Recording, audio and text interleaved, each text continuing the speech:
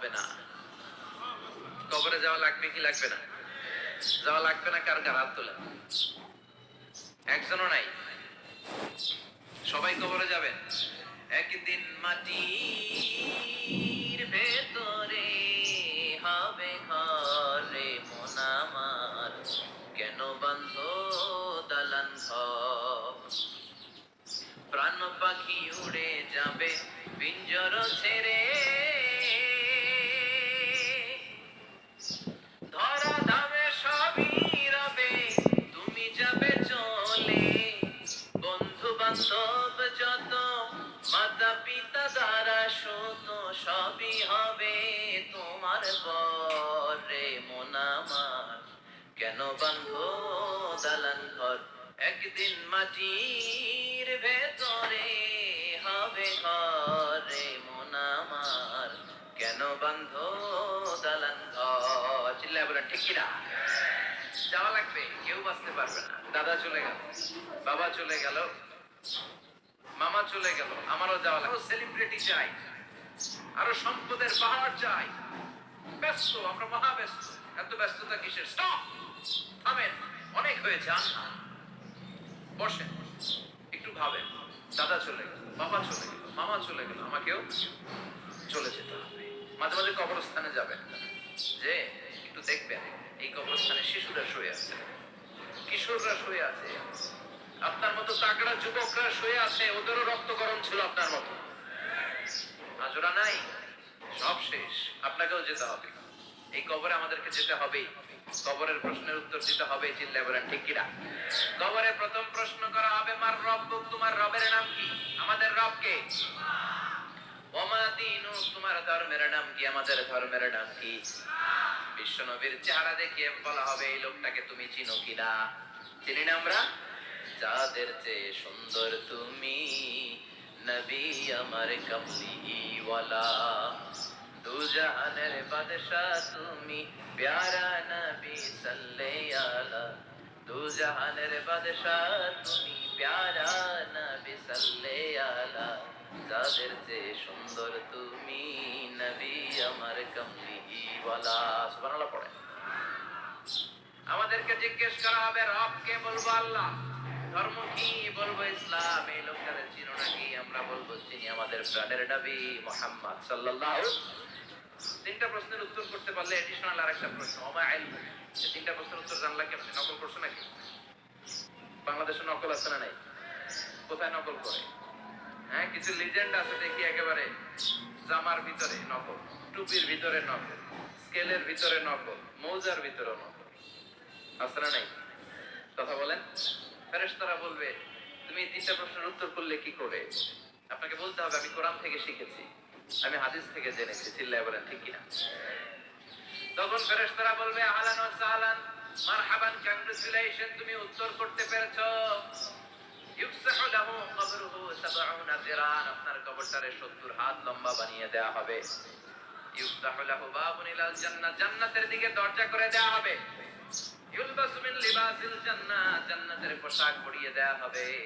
আর বলা হবে, নাম কানাউমিল আরুস, বাসর রাতে কনেকে নিয়ে বর যেমনি শান্তির ঘুম, আরামের ঘুম দেয়, তুমিও ঘুম দাও, ঘুমাও। You should get some sleep now, you are very tired man. ঘুমাও, অনেক হয়েছে, ঘুমাও। তোমার এই ঘুম কেউ ভাঙাবে না, ইসরাফিলের সিংহার ভুৎকার ছাড়া। আল্লাহ লম্বা ঘুম যেন দিতে পারি, তৌফিক দাও। আর যারা ইসলাম বিরোধী, কোরআন বিরোধী, বিশ্বনবী বিরোধী, তাদেরকেও প্রশ্ন করা হবে, তোর রব কে? মার রব্বুক। সে বলবে, লা আদরি, আমি কিছু জানি না। আমি মাফ চাই, দোয়াও চাই। কথা কর, জানি না, আমি কিছুই মনে করতে পারছি না, আমি কিছু জানি না। আমার ধর্ম নাই, কর্ম নাই, আমার ধর্ম যার যার, উৎসব সবার। আমার কোনো ধর্ম টর্ম নাই, আমার কোনো নামাজ রোজা নাই, আমার কোনো রব নাই। দ্বিতীয় প্রশ্ন, ওমা দীনুক, তোর ধর্মের নাম কি? সে বলবে, ধর্ম কি? আমি জানি না, আমি ধর্মরে গালি দিতাম, আমি দুনিয়া ইসলাম রে পাশ দিতাম, আমি আলেম ওলামাদের বিরোধিতা করতাম, আর শাহবাগের মঞ্চে উঠে ভাষণ দিতাম। আছে না নাই? সব গোবর ফাঁস হয়ে যাবে। ইয়াউমুত তাকাবুন, এরপর বিশ্বনবীর চেহারা দেখিয়ে বলা হবে এই লোকটারে চিনো নাকি? সে বলবে চিনি না, তবে আমার বন্ধুরা তার বিরুদ্ধে ব্লগে লিখতো, আমিও ব্যাড ব্যাড কমেন্টস করে দিতাম, এই লোকটার বিরুদ্ধে আমি কার্টুন বানাতাম, এই বিশ্বনবীর বিরুদ্ধে আমি কথা বলতাম, চিল্লায় বলে ঠিক কিনা? ফেরেশতারা বলবে লা দারাইতা ওয়ালা তালাইতা, তুই কিছুই পারলি না, তুই তো কপাল পোড়া। ফায়ুতরাহু বিমাতারিকা মিন হাদিদ, লোহার হাতুড়ি দিয়ে পিটিয়ে ওর মাসলগুলো থেতলে ফেলা হবে। ওয়ায়ুকালু লিল আরদি ইলতাইমি, কবরের দুই পাশের মাটির বলা হবে চাপ দে, এমন চাপ দিবে ফাতাখতালিফা আদলাউহু, ডান পাশের পাজরের হাড়টি বাম দিকে ঢুকে যাবে, বাম পাশের পাজরের হাড়টি ডান পাশে ঢুকে যাবে, কিয়ামত পর্যন্ত এই মারামারি চলবে। আল্লাহ এরকম ভয়ঙ্কর পরিস্থিতি থেকে আমাদেরকে বাঁচাও। ওই কবরের আযাব থেকে বাঁচার দরকার আছে না নাই? বিশ্বনবী বললেন যে ব্যক্তি রাত্রিবেলায় সূরাতুল মুলক তেলাওয়াত করবে তার কবরের আযাব হবে না।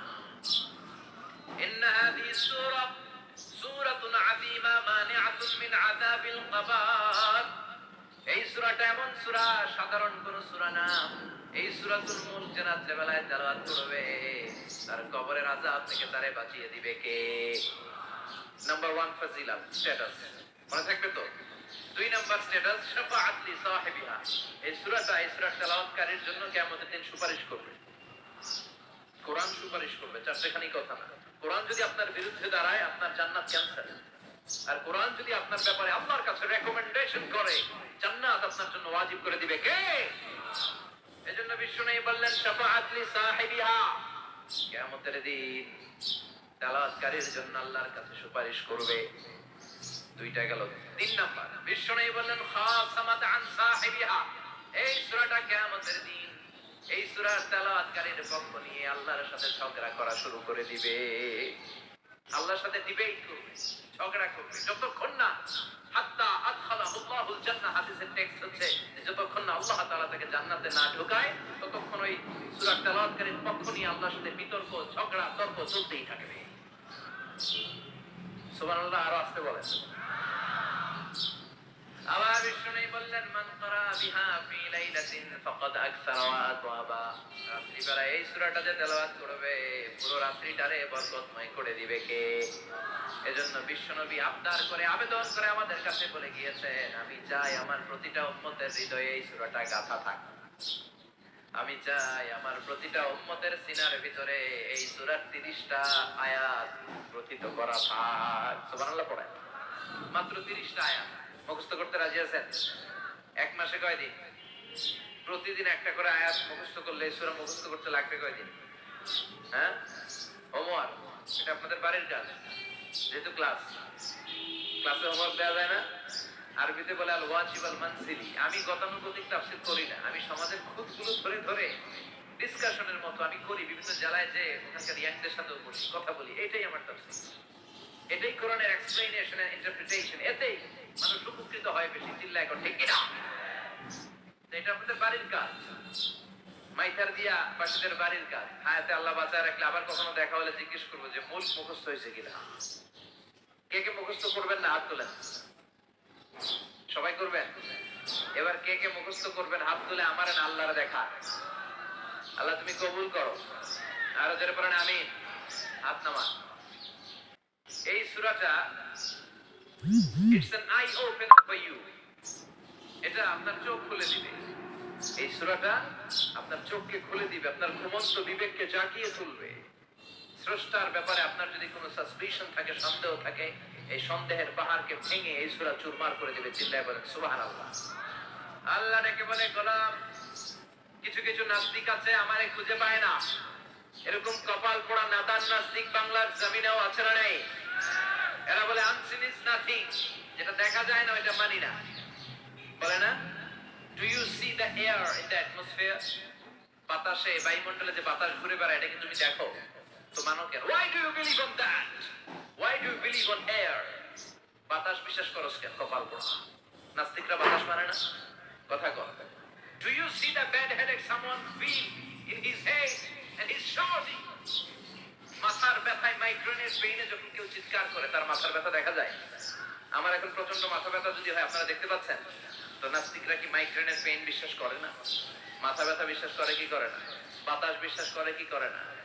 কয় আনসিন ইজ নাথিং, যেটা দেখি না ওটা বিশ্বাস করি না, কপাল পোড়া। আল্লাহ ডেকে বলে, গোলাম আমার সৃষ্টির দিকে তাকা, আকাশের দিকে তাকা, বাতাসের দিকে তাকা, সাগরের দিকে তাকা। সাগরের মধ্যে আমি আল্লাহ আছি না নাই? বিশাল বড় বড় পাহাড়ের দিকে তাকা, ঝর্ণার দিকে তাকা, ঝর্ণার মধ্যে আমি আছি না নাই?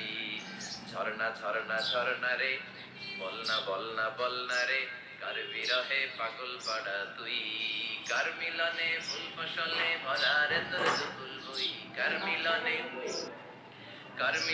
ফুল ফসলে ভরা রে তোর দুকুল বই। ঝর্ণা ঝর্ণা ঝর্ণা রে, বলনা বলনা বলনা রে, কার বিরহে পাগল পাড়া তুই।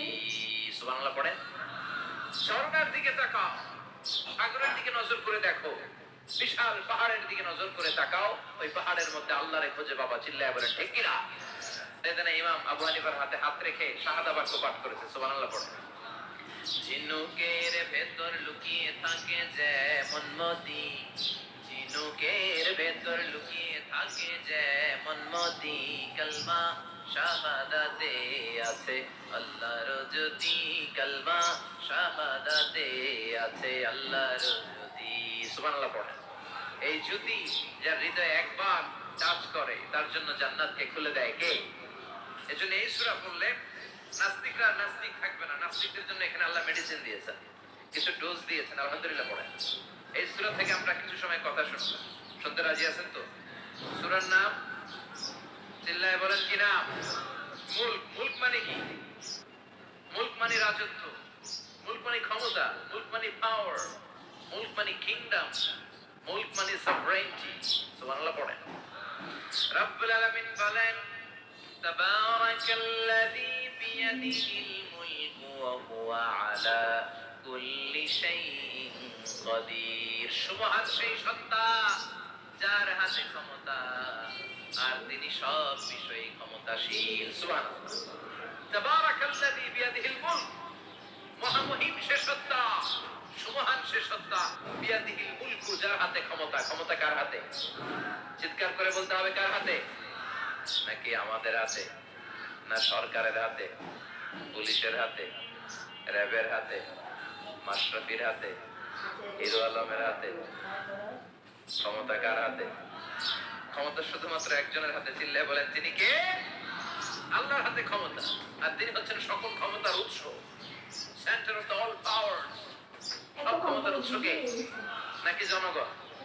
আমরা কিন্তু এটাই শিখিয়েছি, আমাদেরকে রাষ্ট্রীয় ভাবে শেখানো হয়, এটা রাষ্ট্রীয় কুফরি। সকল ক্ষমতার উৎস জনগণ নয়, সকল ক্ষমতার উৎস কে? উনি ক্ষমতার উৎস, তিনি ক্ষমতাশীল, মহা ক্ষমতাধর, তার ক্ষমতার সাথে কারো তুলনা হয় না। আমাদের কি ক্ষমতা আছে?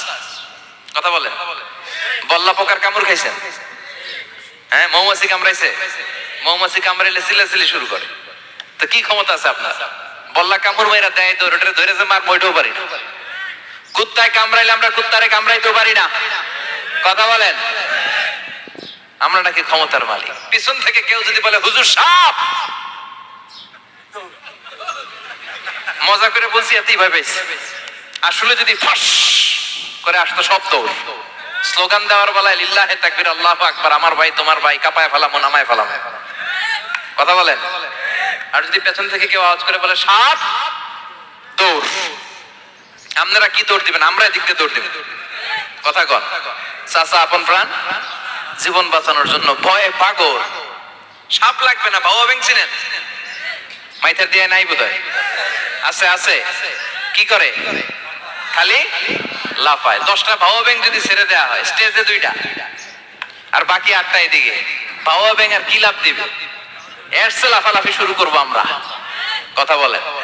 আর আমরা দাবি করি আমরা ক্ষমতার উৎস। কোনো ক্ষমতা নাই। একবার ডায়রিয়া হলে 3বার টয়লেটে গেলে আর চেহারার দিকে তাকানো যায় না। কারে মাফ করে দে, আই মরে যাইও, আই হাইতান ন, আছে না নাই? তো পারবেন না কেন? আপনি না ক্ষমতার উৎস, আপনি না ক্ষমতার উৎস।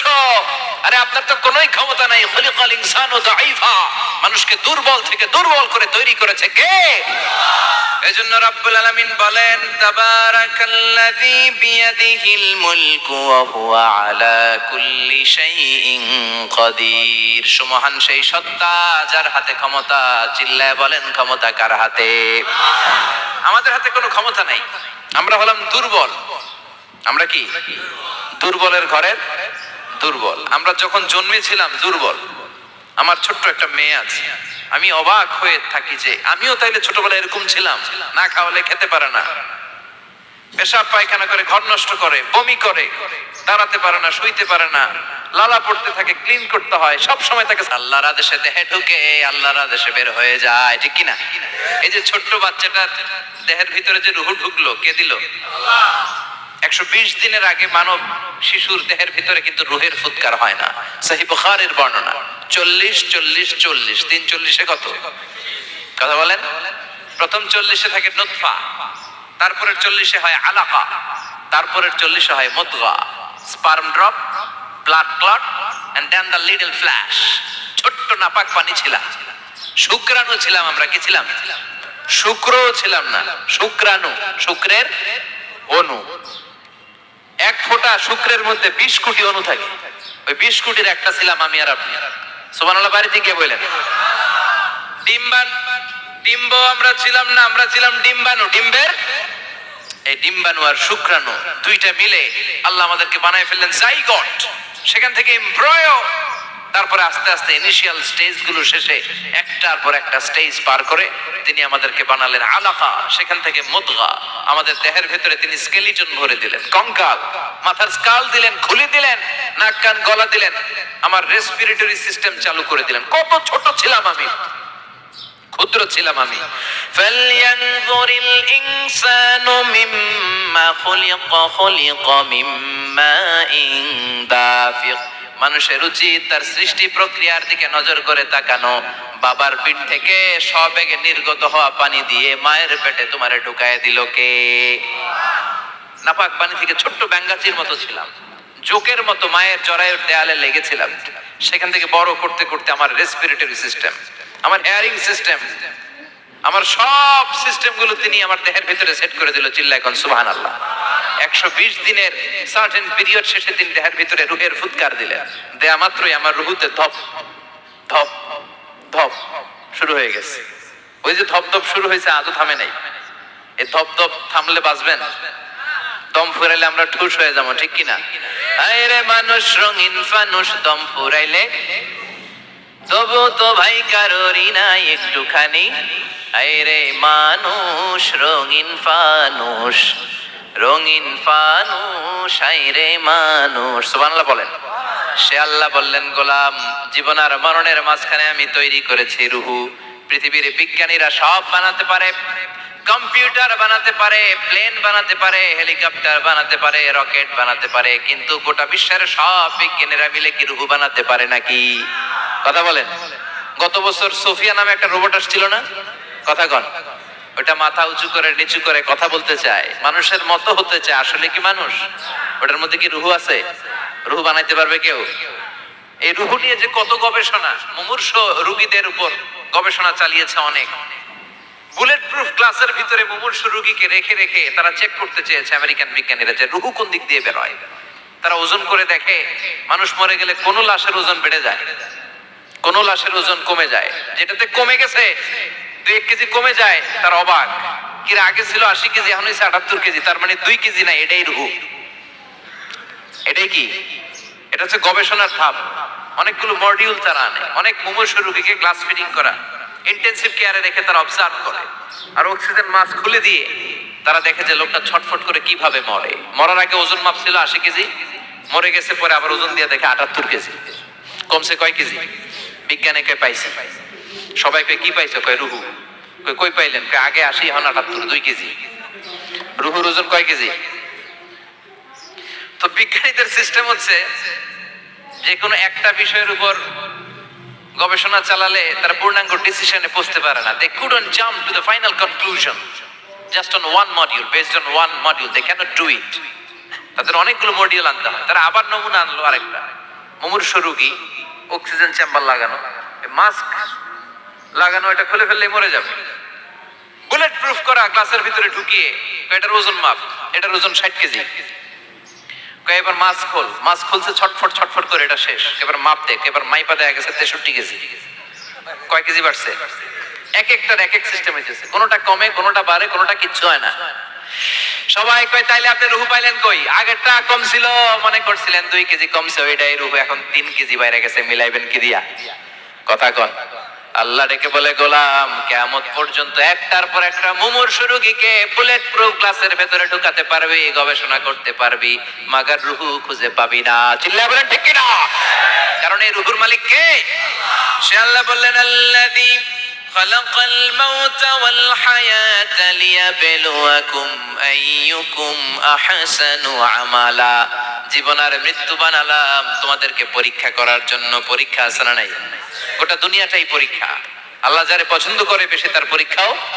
আশাদ্দুন নাসি বালাআন আল আম্বিয়া। এই পৃথিবীতে আল্লাহ সবচেয়ে বেশি বালা মুসিবত দিয়ে পরীক্ষা করেছেন নবীদের। কারণ নবীরা আল্লাহর কাছে কম প্রিয় না বেশি প্রিয়?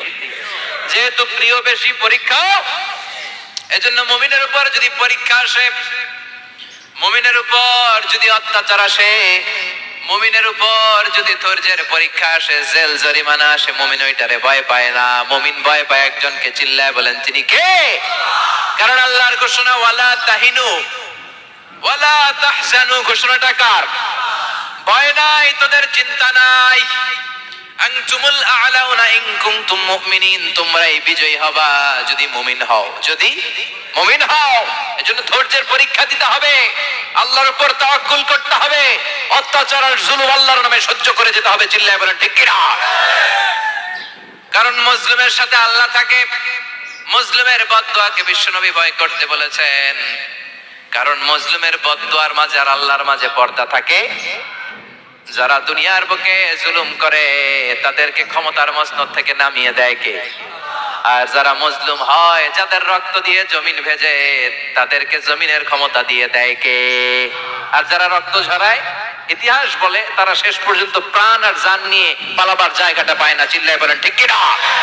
এজন্য মুমিন খুব ভালো করে জানে, রাত্রি যত গভীর হয়, সুবহে সাদিকের সময় কাছে আসতে থাকে। গর্ভবতী নারীর পেটের জ্বালা যন্ত্রণা, ব্যথার পেইন যত বাড়ে, নতুন মেহমান আগমনের সময় কাছে আসতে থাকে।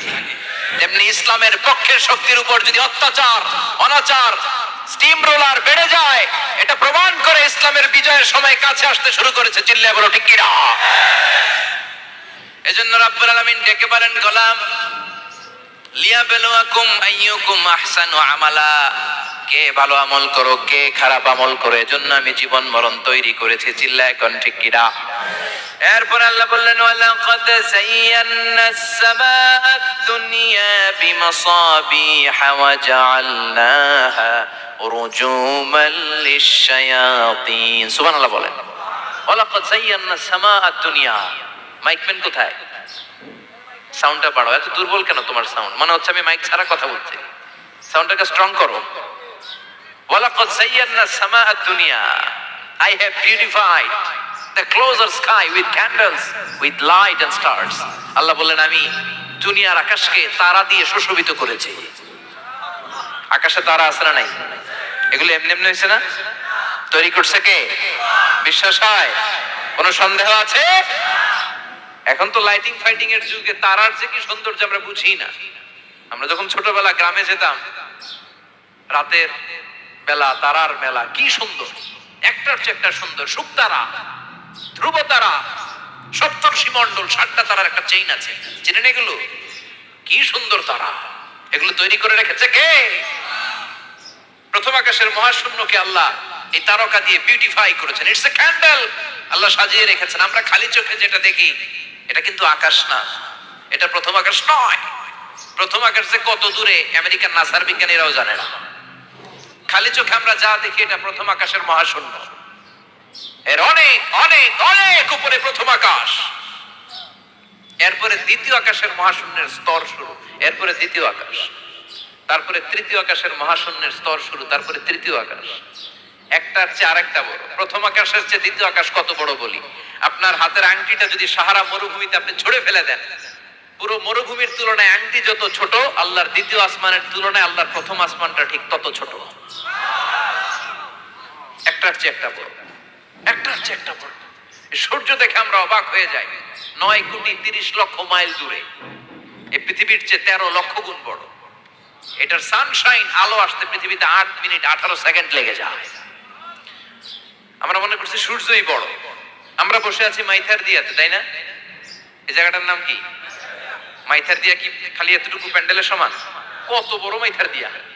এই পুরো মাইথার দিয়া কোন থানায় পড়ছে? দাউদকান্দি। দাউদকান্দি হচ্ছে কুমিল্লার 16টা থানার একটা, ঠিক কিনা? 16 থানা মিলে কুমিল্লার একটা জেলা। এরকম কয়টা জেলা আছে? 64 জেলা। এই 64 জেলা মিলে আমাদের সজুলা সুফলা শস্য শ্যামলা ডিজিটাল বাংলাদেশ। কথা কন। আর বাংলাদেশ হচ্ছে পৃথিবীর সবচাইতে বড় দেশ। হ্যাঁ, 64 জেলা, এরপরে ছোট। যাদের অ্যাটলাস ম্যাপ নিয়ে যাদের ধারণা আছে তারা দেখবেন বাংলাদেশ এই শব্দটা লেখার জায়গাও আমরা পাই না। মানচিত্রে বাংলাদেশ শব্দটা লেখার জায়গা পায় না। বিআরএ উঠে যায় ইন্ডিয়ার উপর, আর ডিএসএ উঠে যায় আবার ইন্ডিয়ার উপর। মাঝখানের দুইটা অক্ষর বাংলাদেশের উপরে পড়ে। চিল্লায় বলেন ঠিক কিনা? কত ছোট দেশ। পাশের ইন্ডিয়া 20-25 গুণ বড়। ইউরোপ আমেরিকার অনেক দেশ আছে, আমেরিকায় বাংলাদেশের চেয়ে শতগুণ বড়। কানাডা কয়েকশো গুণ বড়, রাশিয়া কয়েকশো গুণ বড়। এরকম প্রায় 200 দেশ নিয়ে পৃথিবীর স্থলভাগ, আর 70% হচ্ছে শুধু পানি। এই সব মিলে আমাদের এই পৃথিবী। আর এত বড় পৃথিবীর চেয়েও নাকি সূর্য 13 লক্ষ গুণ বড়। তার মানে সূর্যই বড় না, সূর্যের চেয়ে অনেক বড় তারা আছে। সূর্যের পরে পৃথিবীর সবচেয়ে কাছের যে তারা বা স্টার, ওটার নাম হচ্ছে প্রক্সিমা সেন্ট্রাই। নাম কি? প্রক্সিমা সেন্ট্রাই। এরপরে আলফা সেন্ট্রাই এ, আলফা সেন্ট্রাই বি, ইটা ক্যারিনা, বেটেলজিউস, এরকম একটার পর একটা তারা। যেই সূর্য পৃথিবীর চেয়ে 13 লক্ষ গুণ বড়, বেটেলজিউস নামে একটা তারা আছে, ওটা সূর্যের চেয়ে 33 কোটি গুণ বড়। তার মানে কি বেটেলজিউসই সবচেয়ে বড় না? ছোট্ট একটা তারা। এই বেটেলজিউসরে খেয়ে ফেলাইতে পারে এরকম 1000 কোটি গুণ বড় সাইজের তারা আছে না নাই? এরকম কয়েক বিলিয়ন তারা নিয়ে আমাদের গ্যালাক্সি গঠিত। আমাদের গ্যালাক্সি, এটার নাম মিল্কি ওয়ে। এটার নাম কি? আমাদের গ্যালাক্সি। এই গ্যালাক্সিতে আমাদের অবস্থান। এরকম কত হাজার কোটি গ্যালাক্সি আছে আমেরিকার নাসার বিজ্ঞানীরাও জানে না। আমাদের গ্যালাক্সির সবচেয়ে কাছের যে গ্যালাক্সি, ওই গ্যালাক্সিটার নাম হচ্ছে অ্যান্ড্রোমেডা। কি নাম? অ্যান্ড্রোমেডা। আমাদের গ্যালাক্সি থেকে কেউ যদি কাছের গ্যালাক্সি অ্যান্ড্রোমেডাতে যেতে চায়, তার 2.5 মিলিয়ন লাইট ইয়ার্স সময় লেগে যাবে। কথাটা কঠিন হয়ে গেছে, আমি ভেঙে বলি, তারপরে সুবহানাল্লাহ কই। আমাদের গ্যালাক্সির নাম মিল্কি ওয়ে। মিল্কি ওয়ে থেকে যদি কেউ অ্যান্ড্রোমেডাতে যেতে যায়, কত সময় লাগবে? 2.5 million light year. Light year মানে আলোক বর্ষ। আলোর গতিতে যদি ছোটা যায়, 2.5 মিলিয়ন মানে হচ্ছে প্রায় 25 লক্ষ। তাহলে পৃথিবীতে সবচেয়ে দ্রুতগামী যে বিষয়টা আবিষ্কৃত হয়েছে সেটা হচ্ছে আলো। এই যে লাইট মারলে যে ছোটে, এই লাইট প্রতি সেকেন্ডে 1,86,000 মাইল বেগে ছুটতে পারে। 1 মিনিটে না, 1 ঘন্টা না, 1 মিনিটে না, 1 সেকেন্ডে আলো চলে যায় কয় মাইল? 1,86,000 কোটি। Imagine that. আপনি কল্পনা করতে পারেন? হয়তো মাথা নাড়াইতেছেন। এটা কি কল্পনা করা যাবে? আমার তো তার ছেড়ে যাচ্ছে। 1 সেকেন্ডে নাকি আলো ছুটে 1,86,000 মাইল বেগে। 1 সেকেন্ড শব্দ কইতে তো 2 সেকেন্ড লাগে। কথা কন। এর মধ্যে আলো চলে গেছে 1,86,000 মাইল। তো কোন রকেট যদি আপনি পান, যে রকেট দিয়ে সেকেন্ডে 1,86,000 মাইল বেগে রকেটটা ছুটবে প্রতি সেকেন্ডে, খেয়াল করেন, ঘন্টায় না, মিনিটে না, কিসে? সেকেন্ডে। যে রকেটটা সেকেন্ডে 1,86,000 মাইল বেগে ছুটবে, ওই রকেটটা দিয়ে আমাদের গ্যালাক্সি থেকে আমাদের পাশের গ্যালাক্সি অ্যান্ড্রোমেডাতে পৌঁছতে আপনার 25 লক্ষ বছর লেগে যাবে। সুবহানাল্লাহ বাড়িতে গিয়ে বললেন। এরকম বিশাল বিশাল তারা দিয়ে আমাদের আকাশটারে বিউটিফাই করেছে কে? এজন্য আল্লাহ বললেন, ওয়ালাকাদ যায়্যানাস সামাআদ দুনিয়া বিমাসাবিহা ওয়া জাআলনাহা রুজুমান লিশ-শায়াতিন। আমি এই দুনিয়ার আকাশটারে সুন্দর সুন্দর তারকারাজি লাইটের মতো সেটিং করে সুশোভিত করেছি। আবার এই তারকা দিয়ে আমি শয়তানদেরকে প্রহারও করেছি। সুবহানাল্লাহ। শয়তানদেরকে আল্লাহ তারা মেরে আঘাত করে, সুবহানাল্লাহ বলেন। এরপরে এই সূরার প্রথম রুকুর শেষে আল্লাহ বললেন ওয়াসিররু কাওলাকুম আও ইজহারু বিহি ইন্নাহু আলিমুম বিযাতিস সুদূর আলা ইয়ালামু মান খালাকা ওয়া হুয়াল লাতীফুল খাবীর। আল্লাহ বললেন ওয়াসিররু কাওলাকুম, তোমরা যদি গোপনে কথা বলো, আও ইজহারু বিহি কিংবা স্পষ্ট করে বলো, সব শুনে কে? আপনি যেমনি বলেন শুনবে কে? বলেনই নাই, শুধু মনে মনে ভাবছেন, শুনবে কে? সুবহানাল্লাহ কইবেন না? সাত আকাশের উপরে, আরশের উপরে তার অবস্থান, সাত জমিনের নিচে, কোন গোপনতম প্রকোষ্ঠে, কোন ছোট্ট বাক্সের ভেতরে যদি কোনো পিঁপড়া, পিপিলিকা নীরবে হেঁটে যায়, আল্লাহ বলে আমি ওই পিঁপড়ার হেঁটে চলার পায়ের আওয়াজটাও শুনতে পাই। এজন্য কেউ যেটা শোনে না, শুনে কে? এরপর আল্লাহ বললেন